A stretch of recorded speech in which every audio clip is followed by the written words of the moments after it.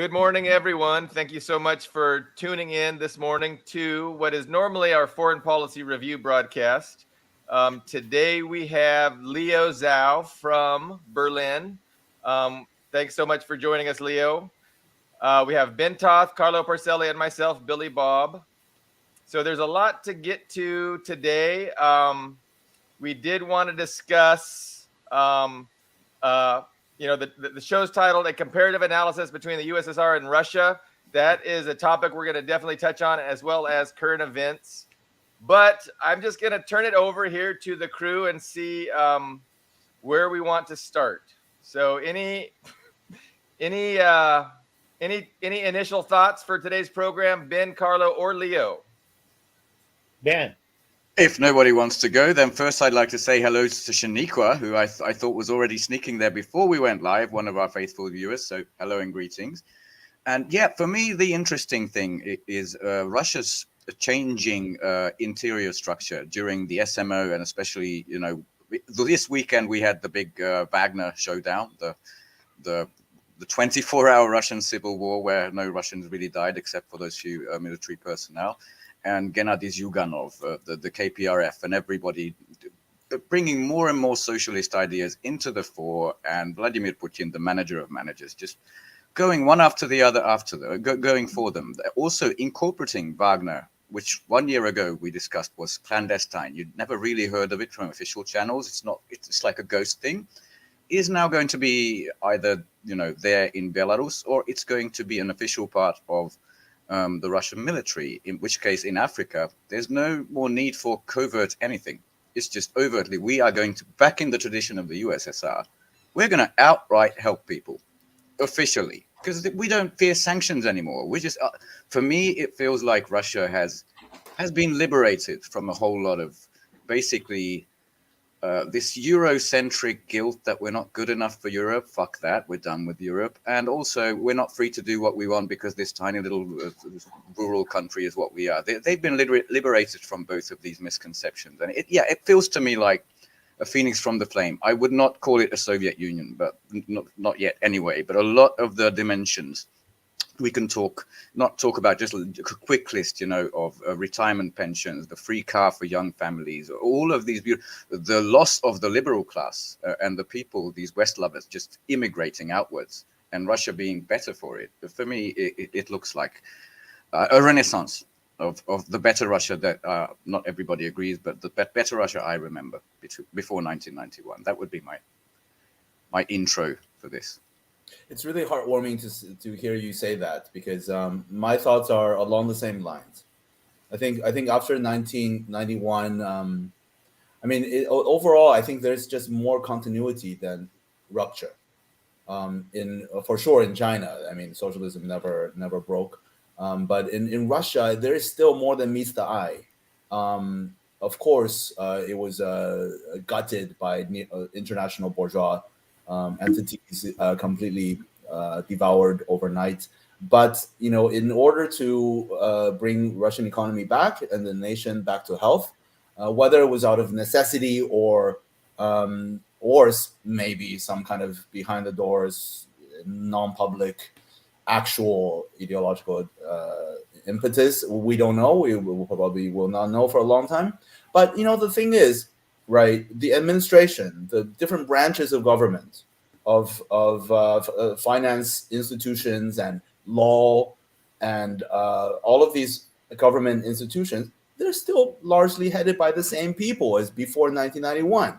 Yes. And or their comrades or people that they know, or you cannot just overnight destroy a generation of public officials who are all trained in historical materialism, all trained in Marxism. They think about the world in dialectical terms in Russia, whether they call themselves communist or not. I think there's a lot more continuity, and as you rightly said, a lot of the social programs are brought back, especially after the SMO started. But even before that, in order to bring Russia back to health, Putin's administration had to at least partially defeat the international bourgeoisie and the national bourgeoisie, the collaborator class that wanted to sell their country to the Western corporations for private gain. So It's yeah, kind of a purging but not purging by the state, but self-purging of those elements. The moment this thing began, they decided, well, we're leaving this boat, Russia's going down. It's a self-purge of those elements, which is lovely. I wish we yeah. had something like that in Hungary. Yeah, absolutely. I mean, it's the self purge could be construed as having started right after Putin turned his back on the neoliberal agenda in order to bring Russia back to health. I mean, I'm sure we all are old enough to remember that in the 90s, the West loved Russia. They could get free, next to free. Energy and prostitutes, and overnight the iconic Russian woman went from babushka to like super sexy blonde, in the 90s, and that was a time when I think George Bush Senior, who was it that said Putin is a great guy, Putin is a trustworthy, good guy, until Putin turned and did not play the role of the puppet Mid for 2000s, yeah, that was the yeah turn. mid 2000s, yes. And then of course the West started hating Russia. And I've always said, if well, okay, before that, I think the rich, the ultra rich in Russia started migrating out, started exiling themselves around mid 2000s, right? That's Could why be. we see so many Russian super rich people in Zurich and all these places, and not in Russia, right? They left because they feel more free in the West to do whatever the hell they please, to rape children or whatever the hell they want. I wonder how they feel today, though. That's what they felt in the late 20s, right? The late 2000s. Right now that Europe has this absolute Russophobia, I wonder how they feel now. Yeah, yeah, On the really. little yachts that can be confiscated any day. I'm sorry, I didn't mean to interject. Sorry. No, it's fine. So the Western press loves to talk about oligarchs. I mean, these people are not oligarchs. Even now, they have even less political power than they did in the mid 2000s. Um, I've always said, when the rich of a country hate the government, it is a good government. And when the poor hate the government, it is not good. It is a bad government. So when the ultra rich are escaping Russia and talking shit about Putin to Western press and how oppressive it is, that is a sign of okay. I mean, I don't want to be too romantic about modern Russia. There's still a lot of problems, Of course. but besides the occasional anti-communist, or could be construed as or interpreted as anti-communist remarks from Putin and his administration. There have been a few. There have been some. Yes. Besides the pro-socialist remarks as well, at the same time. But I think what is more important is if we look at the reality, as you have listed already, and things like officially the Russian state just okayed and is supporting the building of an institute for the study of Xi Jinping thought. Oh, yes. Yes. So There's the a typical anti-communist Western government would never allow that. Like, what? An official institute studying Xi Jinping thought. I'm sure you know that in China they have studied the downfall of the Soviet Union more like than anybody anywhere else in the world, and they call it. I'm just trying to think the onset of historic nihilism, and that's nihilism, and that was the Khrushchev era, which everybody regrets. The Sino-Soviet split. They've studied it most, but there's this guy Sergei Glaziev. He's in charge of like the most powerful sort of in charge of money decisions. I don't know if he's the finance minister, something like that. Glaziev. He's written books about the rise of China and the methods, the tools that they used. Absolutely in awe of how they did it. Sorry, again, just to interject. Everybody that's informed ought to be in awe. Everybody who's aware of what China has done ought to be, in awe of their accomplishments. But I mean, everybody knows that the USSR, it didn't collapse out of necessity. It was brought down in an internal coup against the will of the vast majority of the people. and that created a class of oligarchs overnight. This class of oligarchs was created overnight, and it wreaked havoc across Russia. Life expectancy went way down. Drug abuse, prostitution, unemployment skyrocketed, poverty skyrocketed. It was the worst of times in Russia. Absolute horror. There's been comparisons between the famine of the Great Leap Forward famine and how, and it was similar leveling off of population increase. It was really bad, and that's when Putin. There's a bunch of narratives about how he came to power, but essentially he was within the Yeltsin administration. I believe he just told Yeltsin with a bunch of other nationalists, "Hey, you need to get out. We're taking over. If you want, to survive, just go ahead and hand me power." And that's essentially what happened. Putin was placed in power, and then he ran in the next election. He ran for election, and he ran on the platform of getting the oligarchs under control and stabilizing the economy by nationalizing the oil and gas sector. So that's what he ran on, and he's been very successful at that. So essentially, you can describe that as kind of like socialism, right? Because you're renationalizing the private sector. So it's basically towards the social, away from the free market capitalism towards the socialism. So that's what he felt that needed to happen in order to stabilize the economy. But definitely, Putin is no communist, right? He's not a communist. No. He's more of a pragmatist, and I think he's discovering that there's a lot of benefit to socialist policies, and I think he's been discovering that more and more over the last couple decades. But maybe I think there's a lot of similarities between what China has done to with their economy to what Russia has done under Putin. And does anybody want to explore that a little bit further? You gave me some thoughts there because 2006, I think that's when he was first prime minister of Russia, later president, then prime minister. Anyway, the guy came in, according to Scott Ritter, I was not in the room. Yeltsin couldn't trust anybody. That was the time of thieves. Businessmen fell like flies. It was basically mafia rule, absolutely terrible. Hungary was gentle in 1990s. We had the same, reverting back to capitalism thing, but not nearly as brutal. So brutal times.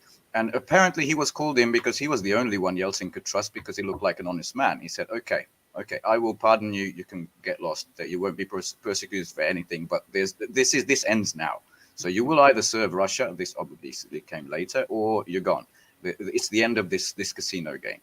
And Gazprom, Rosneft, basically what did they call it? The gas station with nukes. It was true back then. It was just the energy sector that was nationalized, but that's expanding. Not just the military industrial regions. But I want to pick on another point that this is the material stuff. Maybe Putin has appreciated that side, but there's also the ideological side. I know people hate this word, but in Russia, I've seen this in Russian commentary on Russian Telegram channels. Is people can't hate the Soviet Union. Probably a 40-year-old someone said, because we had Soviet childhoods. You can't just erase that. Other people said you can't just go back from a superior mode of production to a more primitive one. And that's why it still lives. And Vladimir Putin, to my dismay, says, he always quotes Ilyin, a very famous anti-communist. He quotes Vlasov. He likes to dump on Lenin. He likes to in public speeches.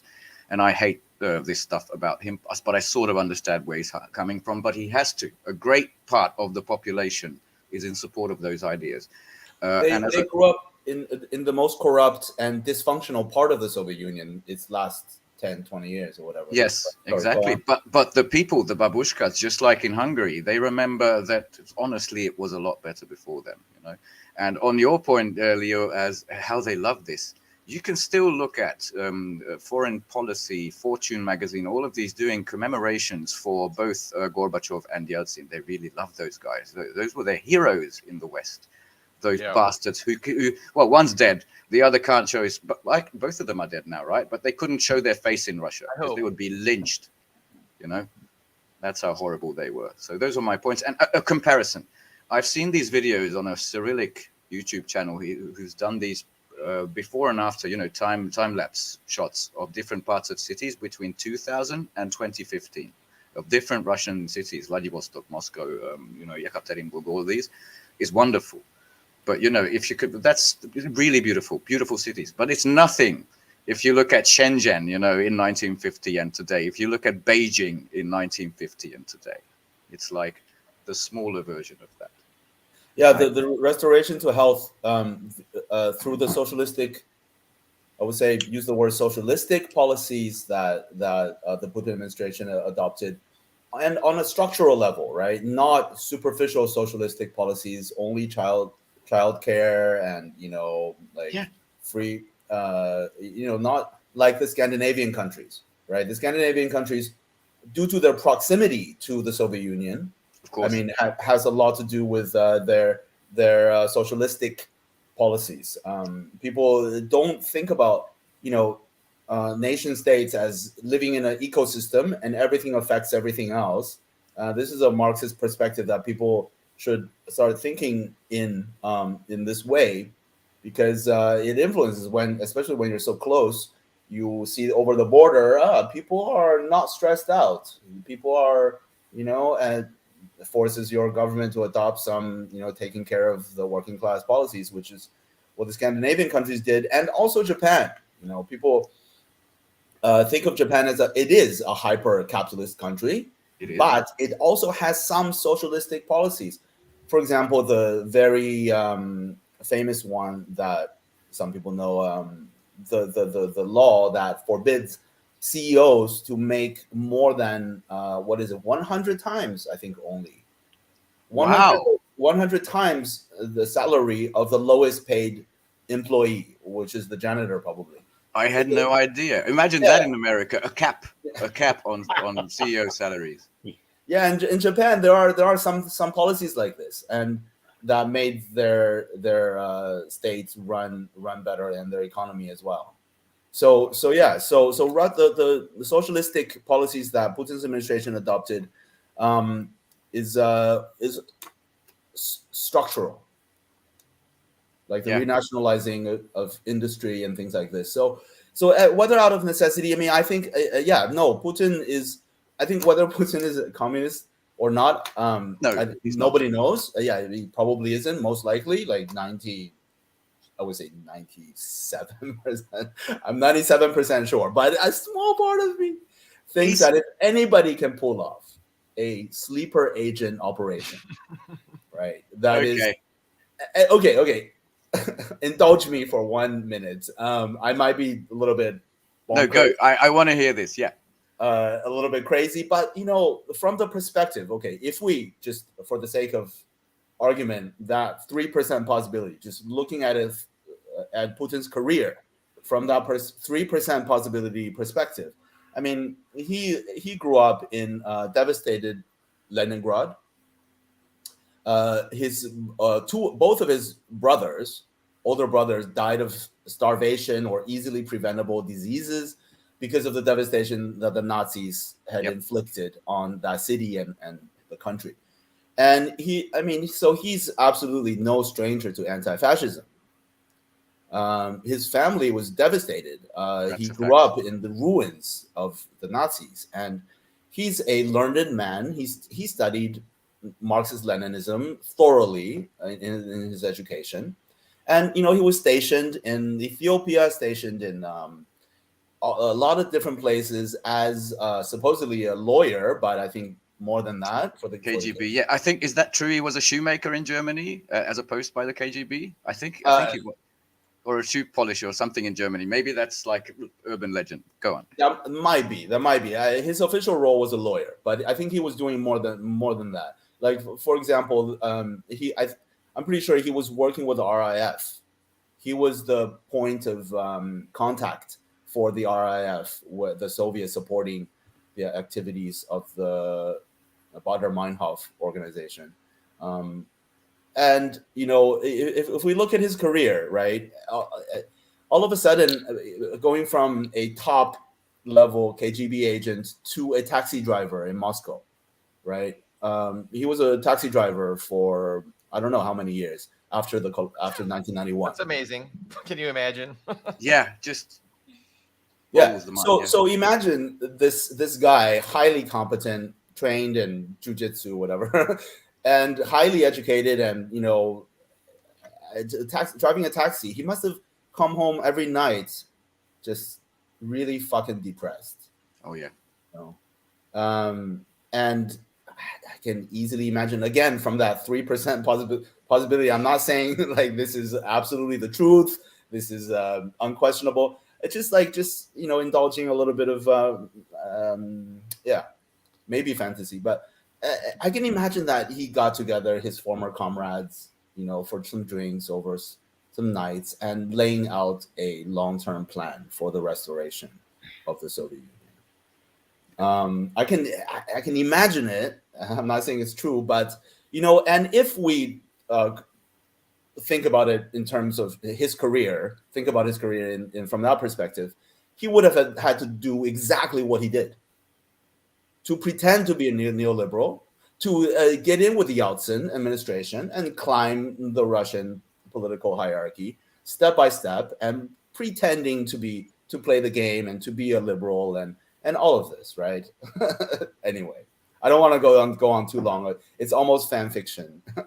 It seems like he was definitely a nationalist. I mean, odds are okay. I think there's a small chance, that he's not what he appears. But if he's what he appears, he got together with a bunch of nationalists, took power, and he really tried. Like, his vision for the long-term future of Russia definitely involved partnering with the West, and and going into this golden age of peace and prosperity, where you don't have the divisions, the Cold War divisions. You don't have the it's democracy, and again, the idea that this is possible, just proves that you have no understanding of the reality of oppositional class interests. The fundamental reality. But and so I think he was naive, just like Yeltsin was naive and Gorbachev was naive, to think that you can coexist with the West And trust them. and just exist as a sovereign state, trading and developing like that. No, you can't do that. Monopoly capitalism is not gonna let that happen. So he's learning some lessons that, as Marxist Leninists, we've known all along. I think like, when we understand Marxism Leninism, we understand how it was never going to happen, that there was going to be peaceful coexistence of the capitalist West and the rest of the world, the developing world. I mean, Can I give a little? Yeah, go, Leo. I'll just- give my 10 cents later. Very quick, naivete, or he was fully aware that in his bid to join the EU, that the EU would never in a million years allow Russia in. And it was necessary for him to do that, just To show the make people. the point. Yeah. Okay. No, I like that. That's I good. mean, I was going to say, Leo, continue to seduce me, because I'm warming up to the secret socialist Putin, which I would never consider. I will say it like this. Before 2022, I've never really liked Putin. For me, it was very much open to compromise. Between two factions of different, all of that, very much just let's get to a middle ground, let's get everybody to agree. But if he's that kind of leader, as he looked like to be, even courting the West and trying to get along with them and the Russian hardliners who didn't want to get along with the West, then if there's, what was the election, 2020, years before the SMO, the Communist Party, the KPRF, had a huge surge in young people. So if that's the case, that he's this deal maker, then if there's increasing pressure from the traditional communists to do that sort of direction in domestic policy, then dude, this guy can be steered in the right direction. I mean, I don't have to be completely seduced to the secret plots going 30 years to restore the former land, but restoring Russia, not maybe the Soviet ideal, but restoring Russia to a proper power that is respected in the world. I fully believe that was in his long-term plans, because he felt, just like, Weimar Germany, they had a very different reaction, but they felt humiliated, demolished, absolutely fucked up in the 90s. And it called out for someone like Putin. And one more thought, if I had a time machine and I could go back in time and sit into a cab and talk to Vladimir Putin, the cab driver, in that age. Oh, I would so do. I'd pay all the rubles just to go an hour to talk with that man in the past. And yeah, people often bring up True, it was Bush Jr., Shanika says. I looked into his eye and saw his soul. Yes. Yeah, and people often bring up the suppression of communists in Russia by Putin's administration. Yeah. I mean, I think the historical winds were not blowing that way, or at least that soon after 1991. I think Yes. I think there's no. I mean, it's not realistic, and not for a slew of reasons. Economic development being the number one issue that a destroyed economy needs to trade with the West, the most powerful and rich countries, Europe right next door to them, and for so many different reasons. But the KPRF, the Communist Party of Russia, remains number two, the second most powerful political party in Russia. I mean, a hardcore anti-communist government would not allow that. I mean, Yeah. they They do not like Vladimir Putin because Gennady Zyuganov would have been prime minister in 2006, I think, if it were not for Western meddling. They do not like Putin. But at the moment the SMO went, I mean, they've been nagging Putin to interfere for 8 years. Once they went, okay, full fucking support. That was something. I think it was when Yeltsin won his second election. That's where the Communist Party was going to win, but the U.S. went in there, did all their dirty tricks, $5 billion invested. They put out flyers saying polling is tomorrow when it was actually today. The vote was, all kinds of dirty tricks and shenanigans to rig the election for Yeltsin. Yeah, otherwise it would have been communists would have won. That would have been looked really bad for the West. They weren't about to let that happen. And then it was either the Time magazine or some other magazine cover "Our Man in the Kremlin," and it was the drunkard, Yeltsin. Yeah, and I mean the CIA. It was Time or Life or one of those. They just told on themselves. They had a big article saying, "Hey, this is what we just did. Awesome!" But yeah, they totally told on themselves. Yeah, I just want to say what I don't know if this is going to help or not, but when I was in Moscow, it was 1988. Ooh, bad times. And it was terrible. The babushkas were out on the street with blankets, selling off what few things they had. Pensioners would come up to me on the street because of the way I look, and grab both my hands in theirs, and with tears in their eyes, say stuff to me that I could not understand because I had no Russian. It was and I mean there was a great deal of friendliness. So I met a lot of artists and poets there, and at Ismailova, which was a flea market that stretched on for miles in the wilderness. I met so many people that were friendly but also destitute, and I mean to compare that with my people I correspond with in Russia, it's completely flipped. So whatever Putin has done, he has done correctly, and he has done an incredible job of turning that situation around. I just want to add one other thing. Back in the day, when Francis Fukuyama has come back up in the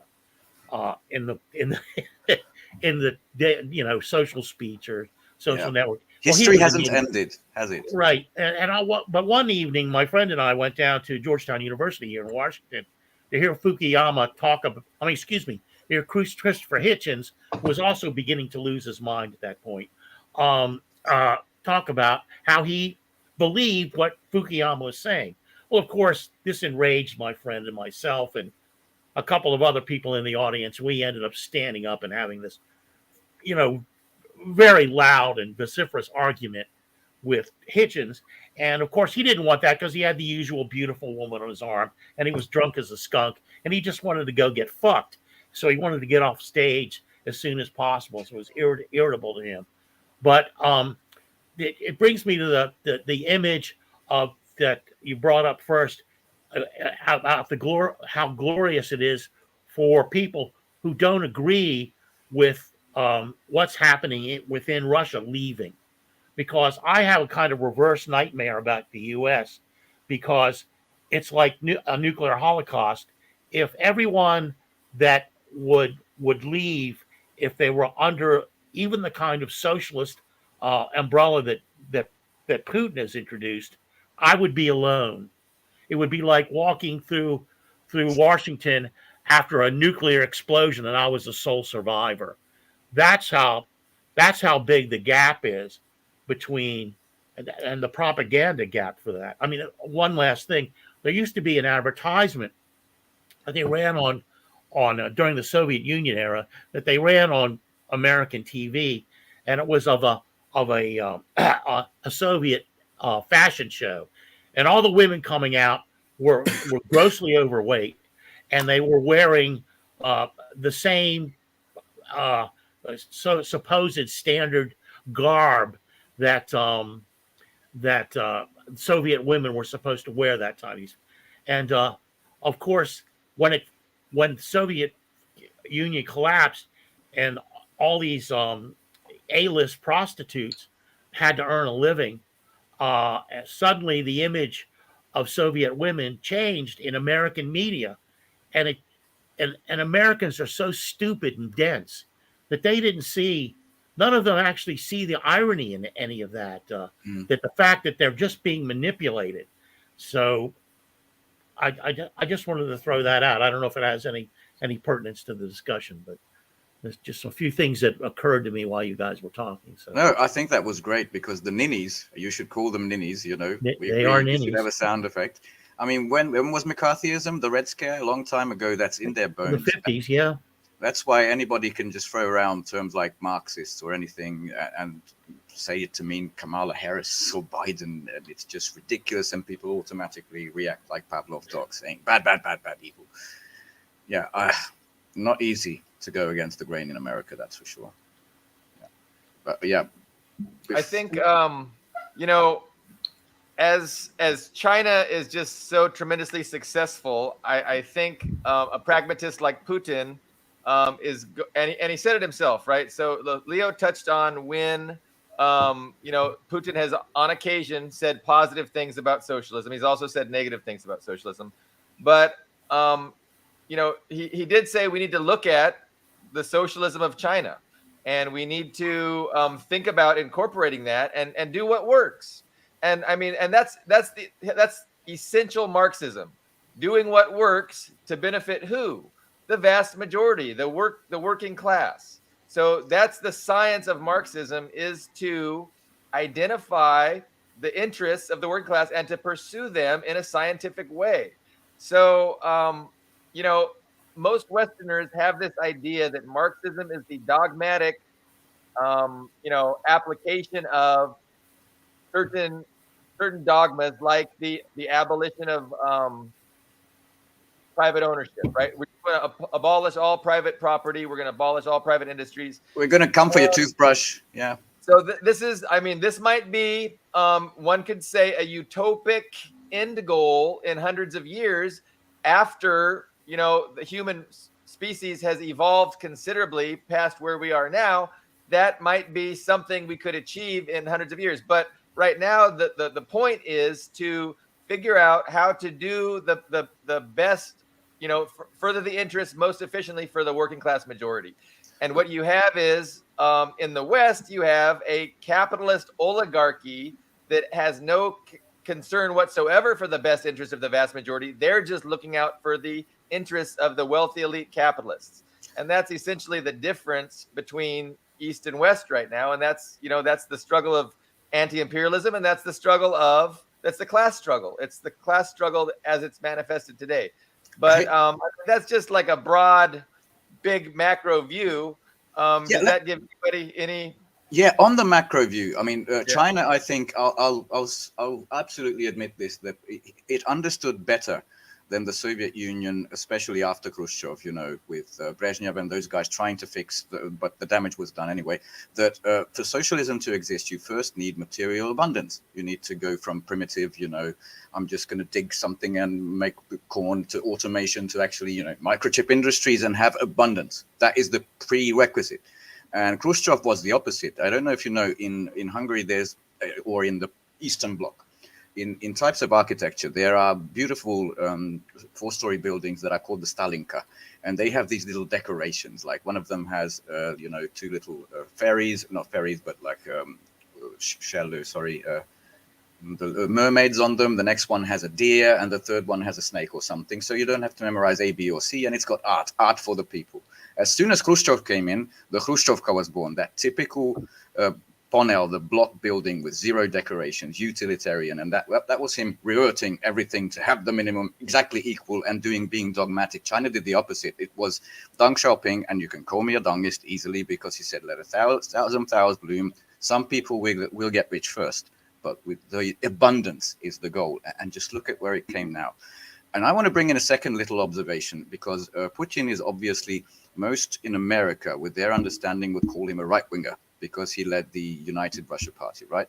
They would call Orban the same because he leads Fidesz, right? And these two people have demonstrated, I think, that, internal politics to the one side, unfortunately, Orban's, domestic policy has been tragic on more than one occasion, but just look at 2 years of foreign policy. Exactly the same as Russia, because like Russia, because of the West, not because of Russia, has divorced the West. There is a new Iron Curtain. Because the West is agreement incapable, we are looking to our friends and partners in China, in India, elsewhere. Africa, there's 4 nations currently officially joining BRICS. And that is where everything is rising. And Orban is in a panic because we were the Western anti-commies, but shit, that's where everything's happening. And he's a realist saying, we got to get into this game. That's why he's being anti-NATO, realist, very much on foreign policy grounds, getting investments from China, getting nuclear facilities from Russia. Because he understands that, especially Europe, has committed harakiri, and you don't have to be a fortune teller to see that. And I'm glad he's one of those. So these right wing leaders in American, street terms, can objectively go left when there's a big struggle between imperialism and the birthing of the multipolar world. They can, in fact, be a vector for anti-imperialism. I want to make that clean because people call me either an Orbanist or an anti-Orban communist, and it's just so weird for me, this absolutely black and white thinking. Yeah, the dichotomy it makes sense, but on different levels, right? There are many different levels of right and left. Americans, U.S. Americans, I should say, or cheeseburgerstanis, or school shootingsville citizens. Oh, you went there. Look at politics on a very superficial level in terms of lifestyleism, in terms of individual freedom. Of course, that goes back to liberalism and the fantasy that individuals can be free when a few people own all industry and control the state. That all individuals can be free. But anyway, cheeseburgerstanis see left and right in terms of like individual freedom, very much, and in terms of the superficial cosmetic things, like their insincere promotion of lifestyle freedoms, LGBT rights, and I didn't want to bring that in, but yeah, drugs, feminism, it's fake. They pay the verbiage, and meanwhile, women still don't have equal pay, and black people have their and all ethnic minorities in the U.S., their actual economic reality has worsened. Yeah, and they're fighting each other, the different colors, because the other one's taking a larger bit of the cake. Hyper individualistic, yeah. Instead absolutely. of joining together, yeah. Absolutely. After the likes of the Latin Kings and the Black Panthers, and there was an Asian one as well. These working class, proletarian, ethnic minority groups that were revolutionary, that were socialist, that were Marxist, were systematically destroyed. Mm-hmm. They started promoting heavily the gang culture. All of the former constituency of the Panthers became gangbangers, and we see where we are. And simultaneously, identity, personal individual identity is pushed to the front as the nexus of struggle for liberation. Like everyone fighting each other. I'm more oppressed than you, so therefore I have more say. So So liberalism is, yeah, people on Twitter attack people who say, "I just want a traditional family, a regular family, man, wife, children," saying that's a right wing idea. I've seen this in Yeah. this week. It's kindergarten style stuff. yeah. So in this way, politics has been completely devalued and relegated to a very superficial level, while the economic structural things never change for women or for minorities in the capitalist states. They can just endlessly signal virtue and internally, domestically, and in terms of foreign policy, weaponize personal identity as Oh, a way to demonize Russia and China and socialist country or whoever their enemy is. Um, so so so that brings us to the Russian supposedly partly true, a little bit true, anti LGBT policies or whatever. I mean, it's way blown out of proportion in Western press. I know. The law is don't promote. You cannot promote LGBT values, like push it in the media and things like this. But there is no law against gay people. There's no law against homosexuality or things like that. In fact, in the U.S., there's still the anti-LGBT violence. Yeah, never fucking stopped, and it has never even ceased. It never even decreased a little bit. It has gone up, right? It went up under Trump enormously. Yeah. But I don't want to interrupt you, Leo. Finish your thought. Yeah. Let me just very quickly. So even these, anti-liberalism policies in terms of lifestyle policies is in the context of the West weaponizing these ideas to destroy other countries, to Uganda. Yeah, exactly. to justify sanctions and bombs and foreign intervention. Yeah, I mean, Uganda is so sick. I mean, Ugandan fundamentalist Christian right is directly exported from the U.S. Yeah, but Right, but anyway, exactly. the anti-liberalism, yeah, as an economic ideology, unfortunately, sometimes we are witnessing is entangled with the lifestyle values. So we do see some, socially conservative currents rise in the left, which I totally understand. So do I. Traditional family at this stage of historical development is still necessary. It's absolutely necessary when neoliberalism has isolated everyone, and the nuclear family is the last refuge for a little bit of comfort for the working class. You have some base of trust and care that people are not completely devastated by neoliberalism. So in this stage of the game, I mean, I think as communists, even though I'm myself personally, it doesn't matter, is as socially liberal as possible, like, but I think communists should not forefront these issues and talk about the more structural problems. I just want to say, I want to let Carlo. This is something I wanted to talk about for a number of shows, and it hasn't really come up. And I'm going to do a little bit of a lead in, the personal lead in once again, is that I believe in family values, but a number of my immediate family, cousins and uncles who are all passed away, they have LGBTQ people within their families, friends. I knew quite a few. So those families have to include those people. That having been said, the question the thing I see is that this LGBTQ thing is just another wedge for the globalists to use against the Belt and Road Initiative. And that's getting very specific about this, because what the Belt and Road Initiative says is whatever your country's opinions, general cultural opinions are, we don't want to have anything to do with it. What we want is economic development. So what they're saying is they're going back away from globalism into nationalism. We believe in national boundaries, many of which, obviously, especially in Africa, which I'm study a lot, were of course arbitrarily drawn With a by ruler. Europe.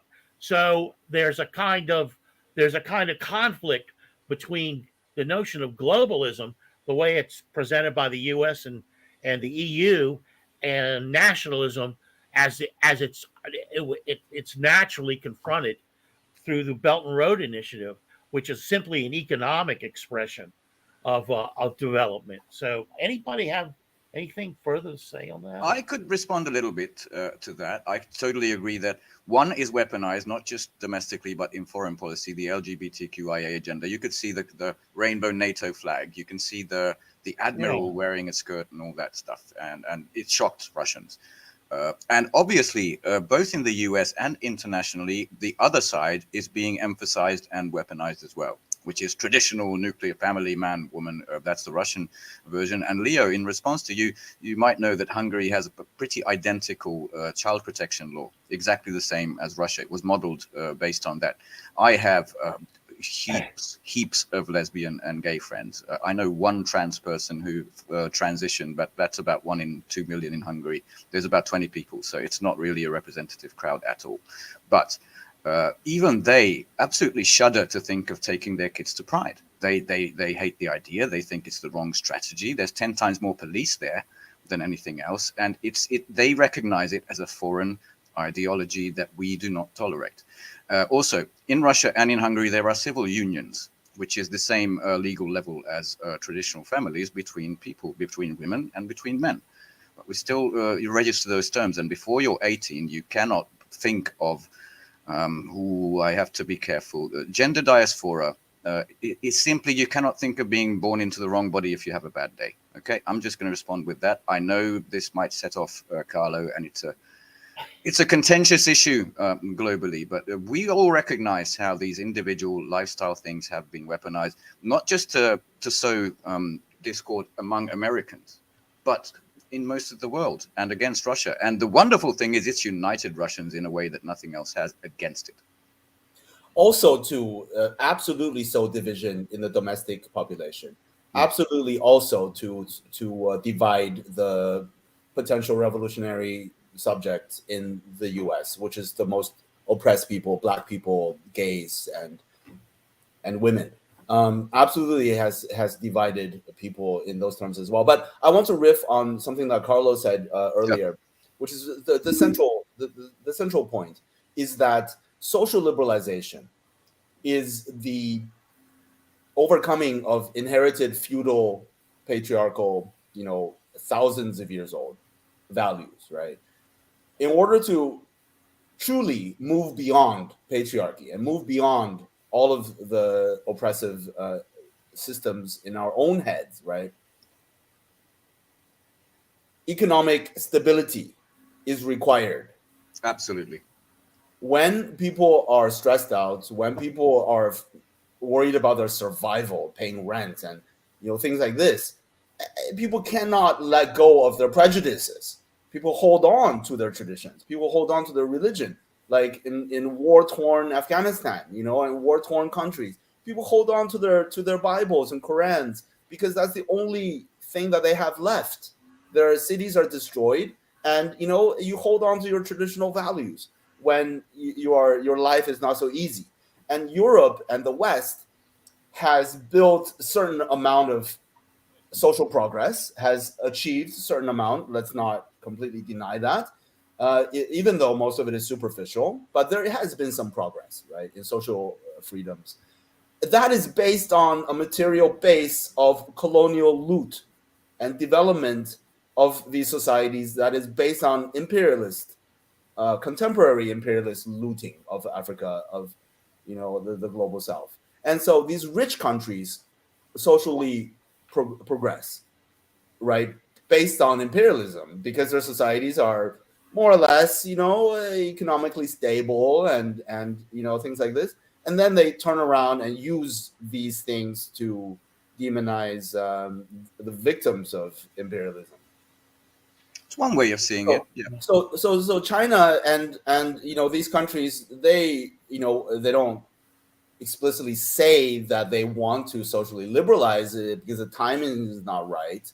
but it's based on the Marxist understanding that our ideas are shaped by our physical reality, by material conditions. That's one way It to put it.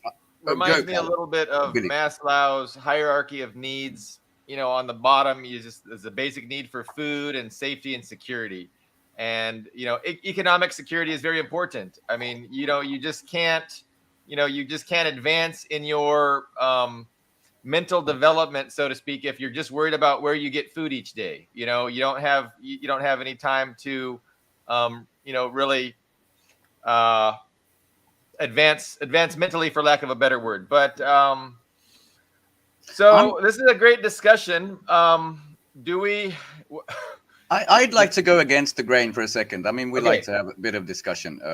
First of all, I have some friends who work in social psychology, and they have said time and time again, Maslow's pyramid of needs is not really a pyramid, it's a square, because neither exists without all the other, really, including self-fulfillment. It's just, obviously food and shelter are the basics, but it's not that simple.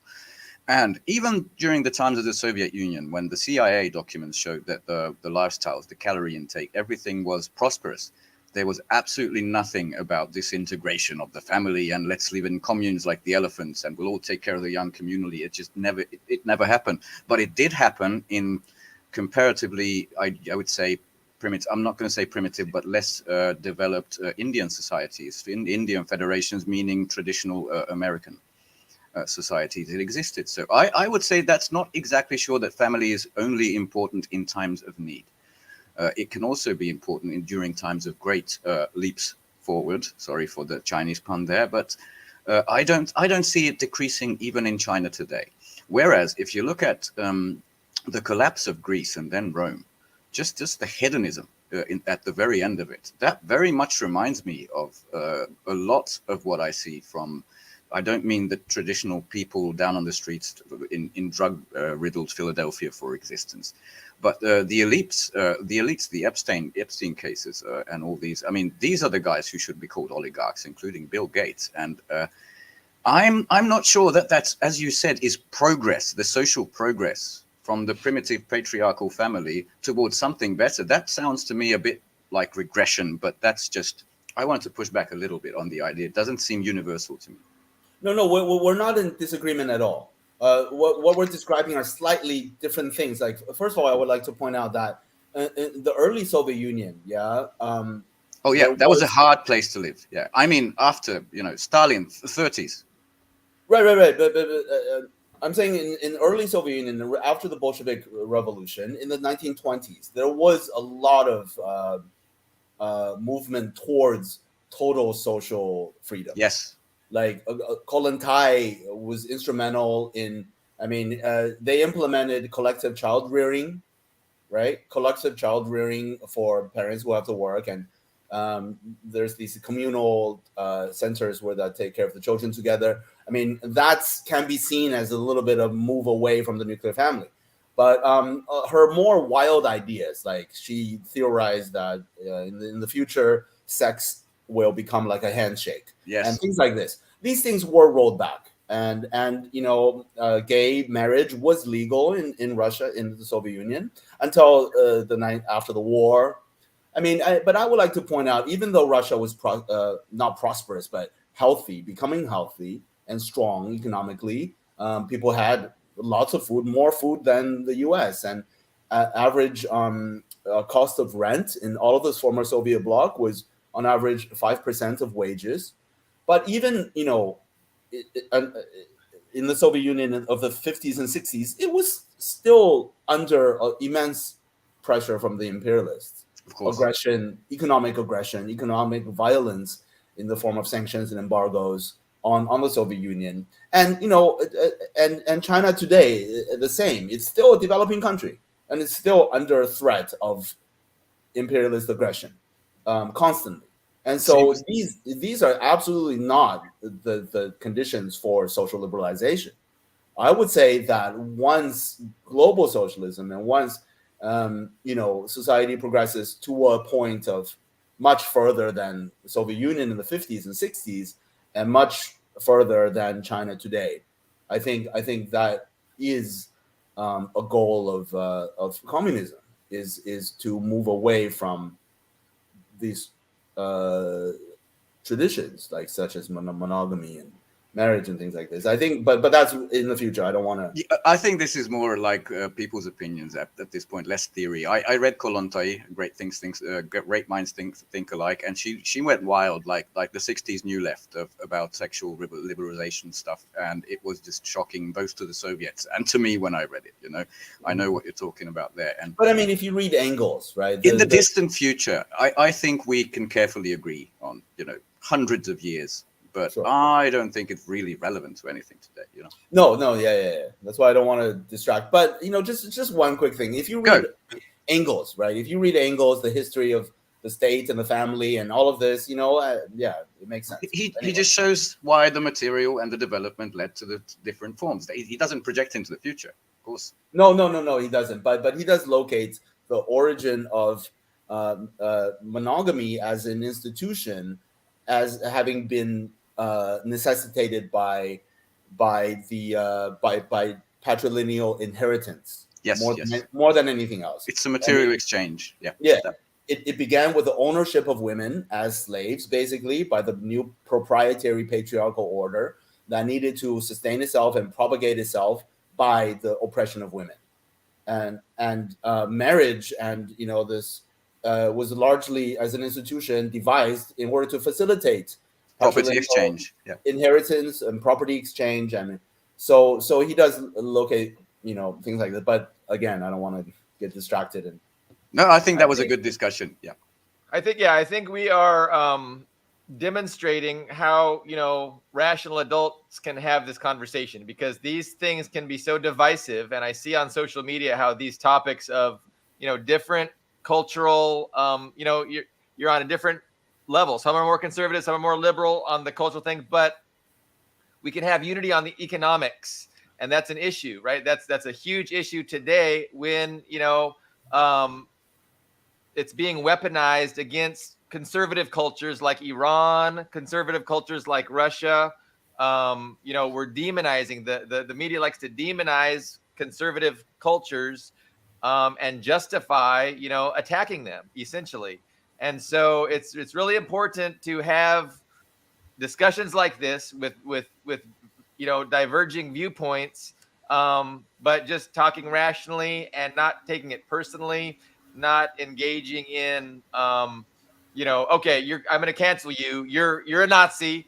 Yes. You're I don't know what the opposite of a Nazi would be. It's so no, I appreciate the discussion, and I think we had a little bit of agreement that we don't need to demonize conservatives right now, and we don't need to demonize those that have conservative values. That even if they're religious, we don't have to agree that their religious assertions are true to embrace them and to have solidarity with them. And same with their cultural conservatism, or lack of cultural conservatism, so we can all work together towards, making the world a better place, which means overthrowing the ruling capitalist establishment and putting into place a government of, by, and for the people. It's very basic.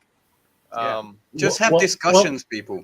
Go, Carlo. Well, to touch upon something that Leo said, and I'm going to go back to the Belt and Road Initiative. Go. And I think there's a lot of truth to what Leo said. When you improve economic conditions, you have a kind of, I hate to use this word, please, liberalization of the cultural ones. But I think as China goes through the world, creating better economic conditions, do you guys think that will lead to a broader understanding of cultural differences without the umbrella of capitalism? I mean, I'm curious about that. Any opinions at all? Or? Absolutely, it will. During the times of the Soviet Union in Hungary, when I almost became a pioneer, the pioneer, camps in Hungary, they had little black people, little Asian people, Turkish-speaking little kids. We had an appreciation. We sent cultural exchanges to more countries than we do today. We were aware of the different cultures in the world because we were part of that same bloc. Obviously, we didn't know much about the West because of the Iron Curtain, and beyond that, it was the big unknown. But we know they had Coca-Cola and French fries and plastic bags, but we didn't know much. Freedom fries. But we knew people. And I think that is the future for Belt and Road countries. You can actually have real cultural exchanges again. It would be lovely. And I want to touch upon something you said, because you watched Christopher Hitchens become an enemy of the people. And I watched during the 2000s when he was a big atheist, cancel religion type of guy. And then he turned into this just neoliberal hawk, during the anti-war on terror. He was like, fuck every Muslim, like that. And it was George. Yeah. George Galloway, out of all people, one of my big idols, who said, I watched you, Mr. Galloway, turn from a butterfly back into a slug. I remember when you were a Marxist and you have lost everything that you once stood for. And I thought that was brilliant. That cancel culture needs to end. Just have discussions, people, like we do now.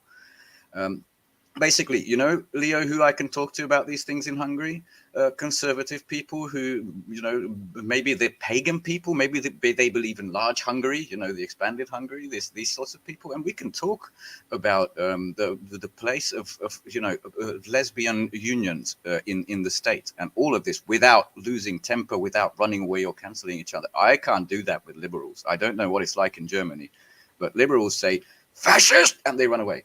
That's it. Yeah. Done.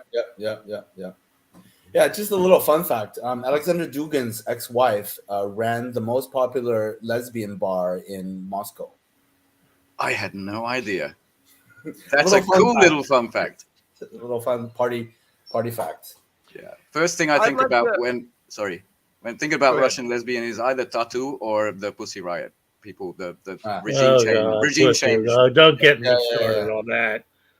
But maybe just one more tiny thing. When we think about religion and the rights of women, for example, like, sure, if you think the burqa or covering yourself in Iran is oppressive, then Iranian people. Sorry, I'm sorry. No, then so is women having to commodify themselves and show cleavage everywhere and make themselves into objects. Yeah, what is OnlyFans then? To be desired, to be desired, and hopefully land a rich husband because women get paid much less than men. So this is absolute hypocrisy even on that level. What is a boob job for your 18th birthday in Los Angeles? Whereas if you wear a burqa and I've talked to some Persian people who are exchange students here in PH, and they said, no, we want a show of modesty. We actually want to hang on to, it's the best word was, I think, close to something like dignity is what they used for themselves. Yeah. And it was, I understood this much better. I was one of those rabid atheists when Christopher Hitchens was one of the four horsemen, and I really, really left that behind. Absolutely did. I'm still an atheist, just not a rabid militant one. Yeah. Do you know the full quote? I can maybe end with this. We can, of course, go on, but the full quote of The Opium of the Masses, I think most people know. Karl Marx. Religion is the opium of the masses. And everybody says that the next sentence is, religion is the sire of the oppressed creature, the heart of a heartless world, and the soul of soulless conditions. And I think that needs to be ready in full. But also we can't rule out arousal. You know what I mean? I mean, wearing a burqa dampens arousal. Having your body exposed heightens arousal. So there's a complete gap there. So when politics and economics and all that gets involved in sexuality, it's going to fuck it up. It's just, it doesn't, those two disciplines cannot handle sexuality. Sexuality is so much bigger than that. Yeah. The whole notion that there are two sexes is and look at the opposite. Multiple sexes now is way beyond the ability of economics and politics to address. So there's always going to be contention. Just one word on highly reductive. We're going to have a lot of these one words, and I love this. Go. The hypocrisy of the U.S. Liberal permissiveness, right? You're permitted to titillate. That is that is the thing. You are free to titillate and to openly show your body and the pornification of culture itself, but actual sexual freedom, I think less people are fucking today because they're fucking worried about their rent and they're working 3 jobs. Less people are actually enjoying their bodies, are actually, one study I'll after do- the other one confirms what study we just after another. Women had more orgasms in the former Soviet bloc, like literal scientific study by a liberal. This woman was not a communist. Yeah. She's pretty great. She did great research, scientific studies, large scale. Like women had more orgasms in socialism because they were relaxed, because they were not worried about their economic situation. They were more economically independent from men as well, much more. And so they're not relying on men, so they have much more autonomy and subjectivity, and so they enjoyed. Everybody got laid more, and everybody enjoyed themselves actually much more than these fake promotion of permissiveness and I can't speak to that, but I'll do my own survey. My boy Lenny Bruce back here addressed that back in the 1950s because he did a routine where a small bit where he said, look, let's do a comparison here. Let's say you had a choice of sleeping for the rest of your life with one of these 2 women. And he said, one of them is Kate Smith. Now, I don't know if you know who Kate Smith was. She was a 300-pound white woman who sang patriotic songs. And if anything, given the general arousal appeal among the population, there was only there's probably a much smaller number of males that would be attracted to her. And he said, but the other woman is oh, come on, her name went out of my head. Anyway, the other woman, it was an African American movie star who was gorgeous. I mean, absolutely out of this world gorgeous. But she was African American. And the question he asked was, which one would you rather sleep with? Of course, 95% of the male population, or I don't know this for a fact, would have, if they were being honest, would have admitted it was the African American woman, as opposed to Kate Smith, who was an overweight and didn't fit the profile that Leo's bringing up of what an attractive woman would be in American culture. So that brings up a whole lot of questions. First of all, most of us weren't married to or didn't have girlfriends that looked like I wish. God, I don't know why I can't remember her name. let's use Black Marilyn Monroe. Yeah. So whatever. Eartha Kitt. We had no access to her. So that kind of plays right into what Leo's saying about promoting that stereotype. But by the same token, it's still a reality, and it remains a reality in American culture. So yeah, we can go on about this forever. The increasingly restrictive standards of beauty, that is like a increasingly narrow idea of what is beautiful as promoted by fashion magazines and all of this. So only attractive people should be fucking, and and there's very narrow definition of attractive. But anyway, I don't want to go on. yeah, Me neither, but since my big brother's little son was born and also a little daughter, I am also concerned about the decreasing entry age into this. I mean, in America, I see these child pageants, beauty pageants, and I am so relieved we don't have anything like that here, man. I have to say that. Absolutely ridiculous. But are we running out of time? Or I mean, you guys wanted to know about what's happening in Germany. We can wrap it up with what is the situation in Germany. We know Paris has a renaissance of flame again and something called the French People's Republic. I haven't read too much into it, but I really wanted to know because, Olaf Scholz's Germany in recession ran out of money until 2027. I wonder what the mood on the street with people is like today. Well, I mean, there's still nothing visible on the streets. People are absolutely still holding on to the delusion that everything is going to be the same. Everything is going to continue just like the last 50, 70 years. Surreal. People absolutely hold on to that. Like, we're going to be rich and fine forever, and Africa is going to be poor forever, and nothing will change. Absolutely. But of course, there are major signs of things changing very rapidly. The AfD has surged in popularity because they're the I've only seen. party that talks about this fraudulent fucking war, sending weapons and all of this NATO aggression against Russia.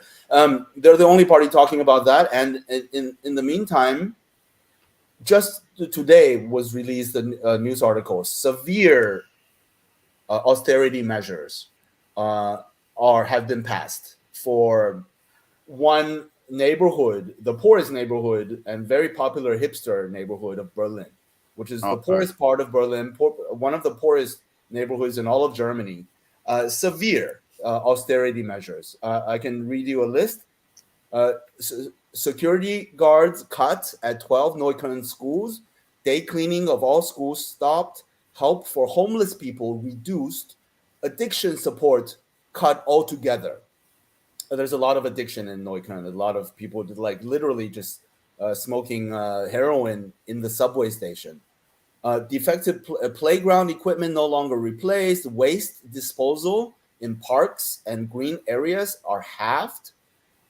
Youth centers closing down. Youth strips for needy children no longer financed. Cancellation of markets and just all of these social programs completely cut. I mean, is crazy. Is mad. I mean, how much money can a government save by cutting, these the last vestiges of any kind of social welfare of the social democratic past? I mean, maybe enough. What can they save? $1 million? That's maybe enough for some shells for one afternoon in the war. Maybe enough for that. Yeah, maybe for 20 minutes. Yeah. That's like one tank, two tanks. And they are really just gutting social services. Wow. Starting with Neukölln, but my theory is that they are starting these measures in order to justify further repression. In order to, people are going to be unhappy and they're going to be, building new police stations. There's a brand new police station at Cottbus-Tor, the city, one of the city centers of Berlin, and I think this is probably a long-term strategy. They want to introduce severe austerity to build this repressive apparatus. I'm just shocked that anticipation of future unrest. I should have expected this, but I'm shocked too. Billy Bob? I mean, I'm shocked that I was being sarcastic. I'm shocked that the austerity measures are hitting the poorest neighborhoods. I'm just shocked at that. Why would that? I mean, that's always the case where those with the least political power are the ones that bear the brunt of the policies that are designed. They're predicated on furthering the interests of the wealthy elite, and it's just obvious. They reveal who they serve when they implement these policies. When there's a crisis, they reveal who they're really for. And I mean, the governments of Western Europe and the United States are for the wealthy elites, and that's what's going on. That's the big power struggle today. And meanwhile, by squeezing the poor, you also fuel the growth of fascism. You fuel the growth of anti-immigration and all of this.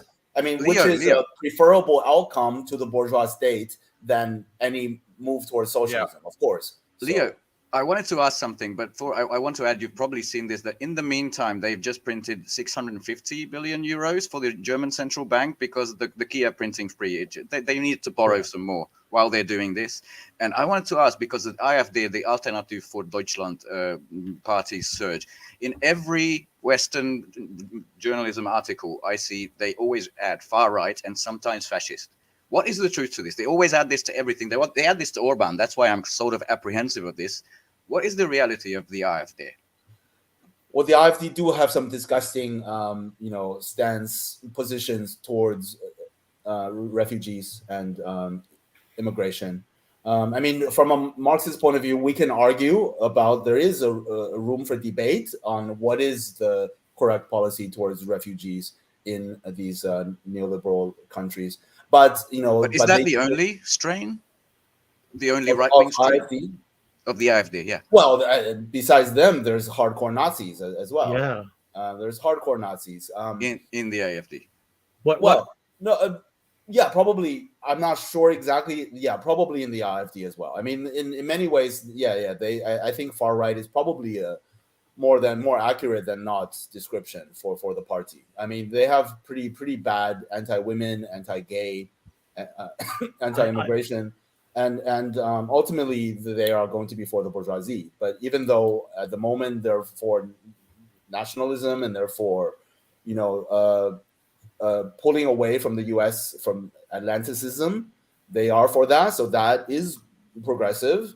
Like, they're and a little bit, in the fascist way, fake anti-imperialism, but in the present ephemeral like state or state of things, it is a force. It's the only force that's against NATO expansion. So Well, that is a good thing. I mean, if I was a German citizen, I don't know, I might have to vote for them. This is out of, as disgusting as it is, if they're the only anti-war party, just like if I was in the U.S., I might have to vote for right. Trump. They sound Orbanist. Go, Carlo. No, if Leo could stay with us, we ought to talk about Paris. I want to say the woman's name was Lena Horne. Sorry, apologies, Lena Horne. Okay, because that's interesting. That's very interesting what we're talking about here. Because after the Greek and the German elections, both right-wing parties in those countries gained enormous members of parliament, however you want to term it. And in the United States, of course, we're in the same situation, because when I listen to Douglas McGregor, for example, he's obviously a guy who's living back in the 50s. He thinks Leave It to Beaver was a documentary. He's an idiot. He's a 1950s conservative, absolutely. But and it has fascist elements, clearly fascist elements. Even just that element exists.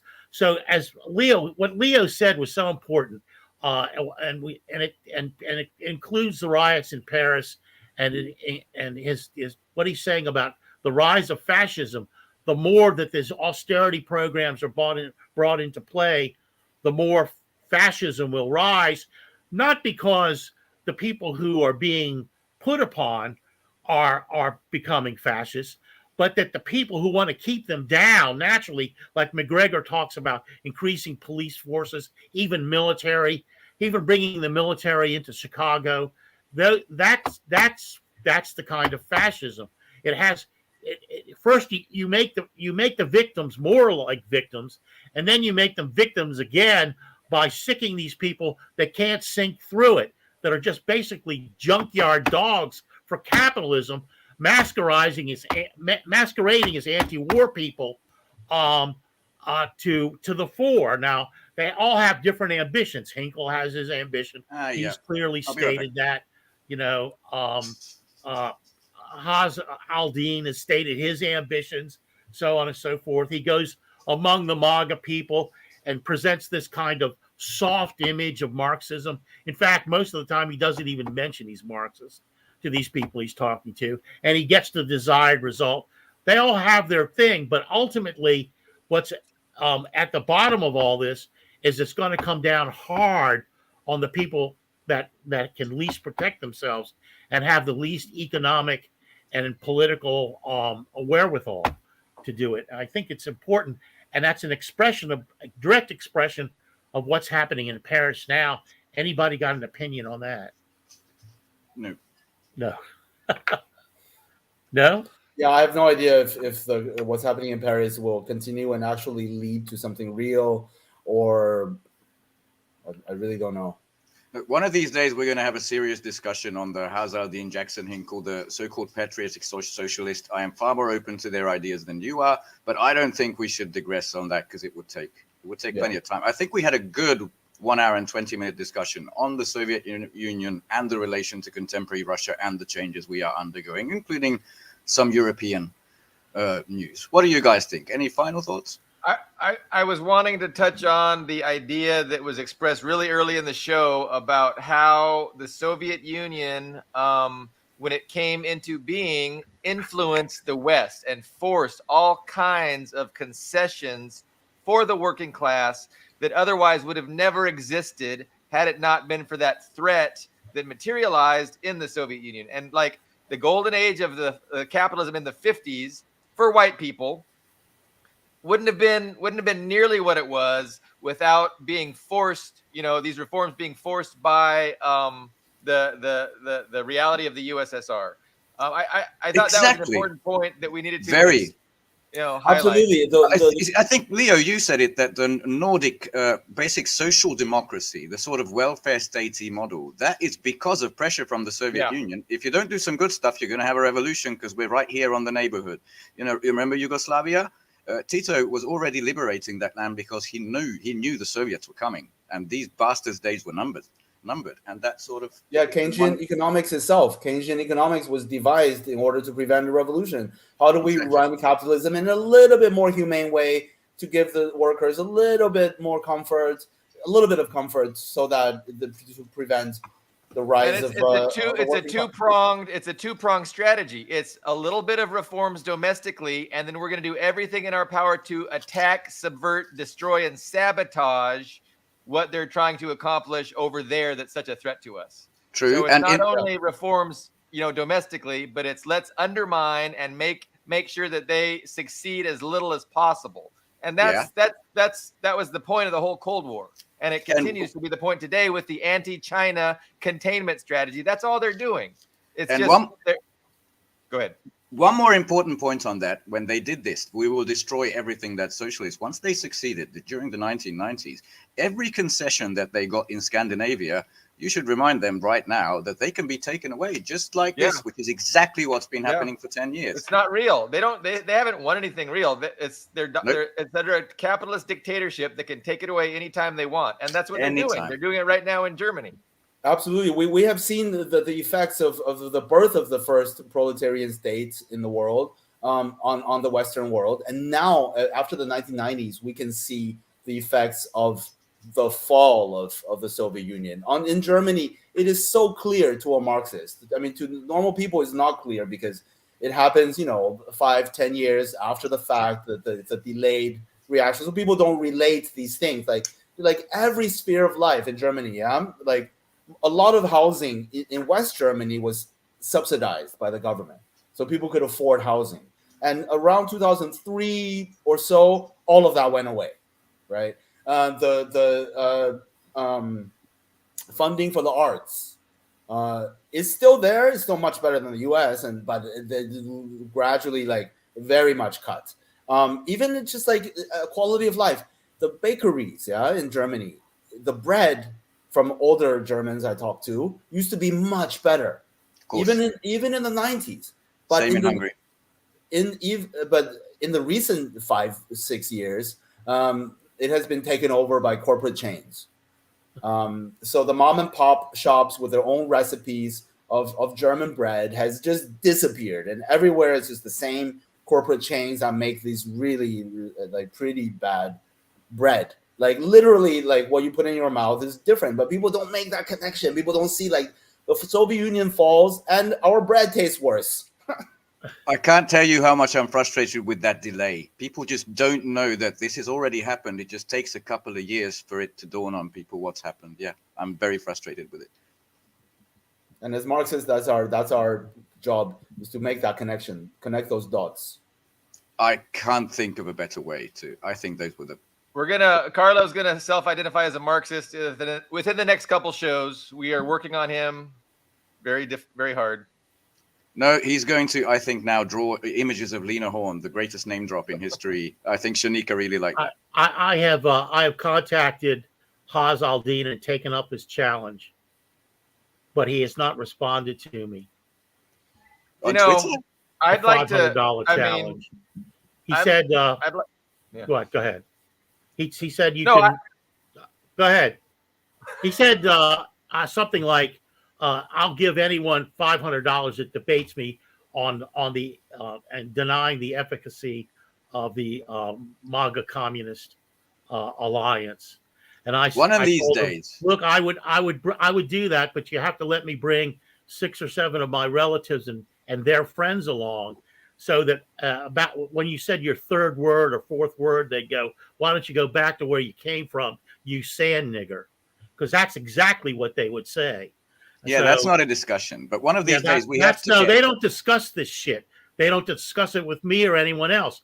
I can't tell you how many discussions I had with my uncles when they were alive. That you have 350 million guns. Why don't you learn how to turn them on the people who are really oppressing you and everyone else, rather than threatening hiding behind the rocks in your semi-suburban rural neighborhoods. That's what one of my uncles said, so that he could shoot the niggers when they left Cleveland to steal everything he owns. That kind of shit. So I'm so sick of this argument. But for another day, For another day. I'm sick of it.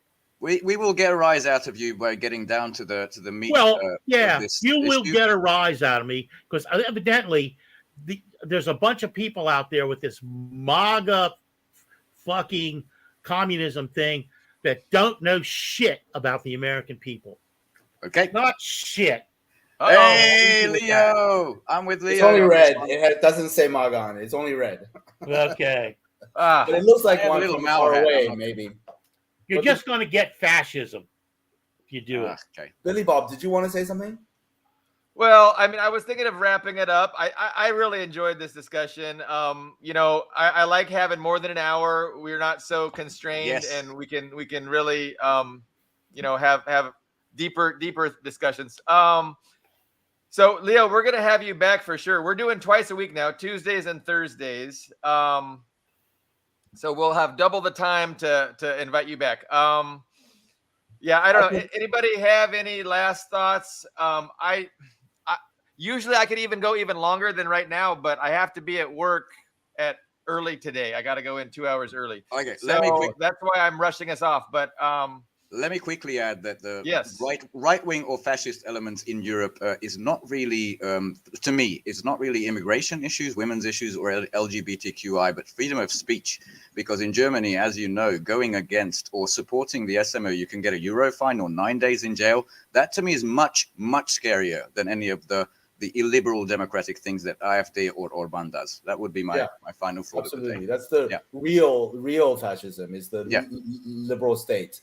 That's what I'd say. Not the superficial fascism, whatever. But let me just suggest maybe we can start implementing a feature, the virtual fist bump. You got it. You got it, bro. Where's my camera? There's my camera. From Berlin to Hungary to both coasts of the United States. Boom. In solidarity. Okay, yeah, on that note, that's a great note to end. Thank you very much. Thanks, everybody, for watching, everybody for making your comments. We will be back on Tuesday, same place on Tuesday. Thank you very much.